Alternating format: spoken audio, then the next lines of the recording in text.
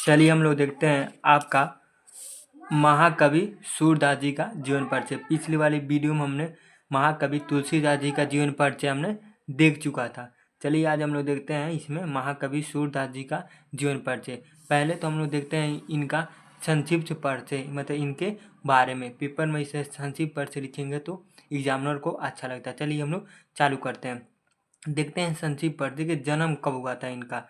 जो इनका जन्म था वो सन 1478 ईस्वी में हुआ था। इनका जन्म कब हुआ था? 1478 ईस्वी में। इनका जन्म स्थान कहाँ है आपका? रुनकता है। कहाँ आपका है? रुनकता है। इनके पिता कौन थे आपके? रामदास शाश्वत थे। कौन थे आपके? रामदास शाश्वत। इनकी माता, इनकी मृत्यु कब हुई थी, मतलब मरे कब थे? देहांत कब इनका हुआ था? सन 1583 ईस्वी में। कब हुआ था? 1583 ईस्वी में। इनका भाषा क्या था आपका? इनका भाषा आपका ब्रज भाषा था। शैली क्या था आपका? मुक्तक और शैली के गेय पद। इनका जो शैली था मुक्तक शैली के गेय पद था। रचनाएं इनका देखा जाए, इनकी रचनाएं तीनों है और तीनों बहुत इंपॉर्टेंट है, बहुत कंपटीशन में पूछा जाता है आपका। सूर सागर हो गया आपका, साहित्य लहरी हो गया आपका, एक आपका क्या हो गया? सुर सरावली हो गया। ये आप लोग याद कर लीजिएगा, ये बेहद इंपॉर्टेंट है। ये वाला इस तरह, ये अगर ये करेक्ट लिख के आते हैं तो एग्जामिनर का मोस्टली ध्यान इसी पे जाता है। चलिए इनके बारे में संपूर्ण जीवन परिचय को हम लोग देखते हैं। चलिए चालू करते हैं। आपका देखिए, जो आपके अष्टसाप के सर्वश्रेष्ठ कवि जो सूरदास, देखिए यहाँ से भी आपका जो है दिया ना अष्टसाप, यहाँ से भी आपका एक क्वेश्चन बन सकता है। जैसे कोई पूछ सकता है कि अष्टसाप के सर्वश्रेष्ठ कवि कौन थे, मतलब अष्टसाप के सर्वश्रेष्ठ स्वप्रिय कवि कौन थे, तो आपका हो जाएगा सूरदास। देखिए यहाँ पे एक एमसीक्यू बन गया आपका। अष्टसाप के सर्वश्रेष्ठ कवि सूरदास जी का जन्म वैशाख शुक्ल पंचमी नामक, क्या नाम दिया है? वैशाख शुक्ल पंचमी नामक सन 1478 ईस्वी, 1478 ईस्वी, संभवतः 1535 ईस्वी दिया है। क्या दिया है आपका? संभवतः 1535 विक्रमी दिया है, संभवतः 1535 विक्रमी के लगभग दिया है। आगरा के मथुरा जाने वाली सड़क के पास स्थित रुनकता नामक ग्राम में हुआ था। देखिए कहाँ हुआ था इनका जन्म, कहाँ हुआ था? के लगभग आगरा, यहाँ दिया आगरा से मथुरा, आगरा से मथुरा जाने वाली सड़क के पास स्थित, कहाँ पे? रुनकता। यहाँ आप देखिएगा ये दिया आपका रुनकता। कहाँ हुआ था आपके? रुनकता नामक ग्राम में हुआ था। कोई पूछेंगे कहाँ कहाँ हुआ था इनका जन्म, कहाँ किस स्थान पर हुआ था? रुनकता नामक स्थान पर हुआ था। और कहाँ था आपका? आगरा से मथुरा जाने वाली सड़क पे स्थित रुनकता नामक ग्राम। देखिए इनके में भी क्या है? मतभेद है। देखिए कुछ विद्वान इनका जन्म स्थान दिल्ली के निकट सीही नामक ग्राम को मानते हैं। कुछ विद्वान ऐसे हैं जो इनका जन्म स्थान, मतलब ये जन्मे से वो स्थान आपके दिल्ली के निकट सीही नामक ग्राम को मानते हैं। किस नामक ग्राम को मानते हैं? सीही नामक ग्राम को मानते हैं। इनके पिताजी का नाम रामदास शाश्वत था। देखिए यहाँ पे दिया है इनके पिताजी क्या आपका नाम था? इनके पिताजी का नाम क्या था आपका? रामदास शाश्वत था। सूरदास जी जन्मांत थे या नहीं, विद्वानों में मतभेद है। जन्मांत मतलब होता है आपका जन्म से अंधे। ऐसा माना जाता है कि सूरदास जी का थे जन्म से अंधे थे। यही कहा है सूरदास जी जन्मांत थे या नहीं, विद्वानों में क्या है? मतभेद है। बहुत विद्वान ऐसे कहते हैं कि क्या हो आपके जन्मांत मतलब जन्म से ही अंधे थे। बहुत विद्वान ऐसे जो कहते थे वो जन्म से अंधे नहीं है। चलिए हम लोग देखते हैं कि ऐसे विद्वान क्यों कहते हैं। देखिए इन्होंने कृष्ण की बाल लीलाओं का इतना मनमोहक वर्णन किया है। इन्होंने क्या किया है आपका?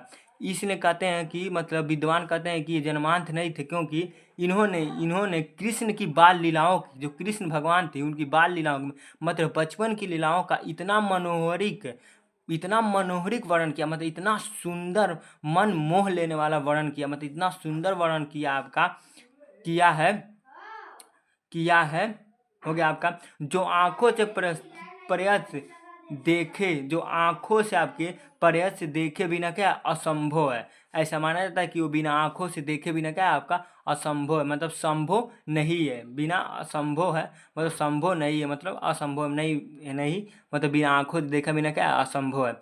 ये बचपन से ही विरक्त हो गए थे, मतलब बचपन से क्या होते आपके विरक्त हो गए थे, और गौ घाट में रहकर विनय और कृष्ण की लीलाओं का गान गाया करते थे। मतलब ये बचपन से क्या हुए थे? विरक्त हो गए थे, और गौघाट, और कहाँ पे? गौघाट में रहकर विनय और कृष्ण की लीलाओं की गान किया करते थे। विनय और कृष्ण की लीलाओं की आप क्या किए थे? आपके ज्ञान किया करते थे, मतलब गाया करते थे।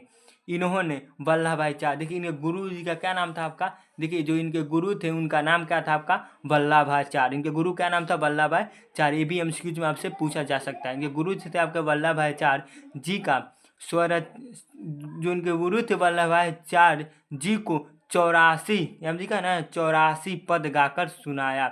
मतलब जो गुरु जो थे इनके वल्लभाचार्य उनको 84 पद गाकर सुनाया, तभी से इनके वल्लभाचार्य जी क्या हो गए, गुरु हो गए। जब वल्लभाचार्य जी ने उनको 84 पद गा के सुनाए, तभी से क्या हुआ, इनके जो वल्लभाचार्य जी से उनके क्या हो गए, इनके गुरु बन गए। मतलब ये उनके शिष्य बन गए, उनके क्या हो गए, गुरु बन गए।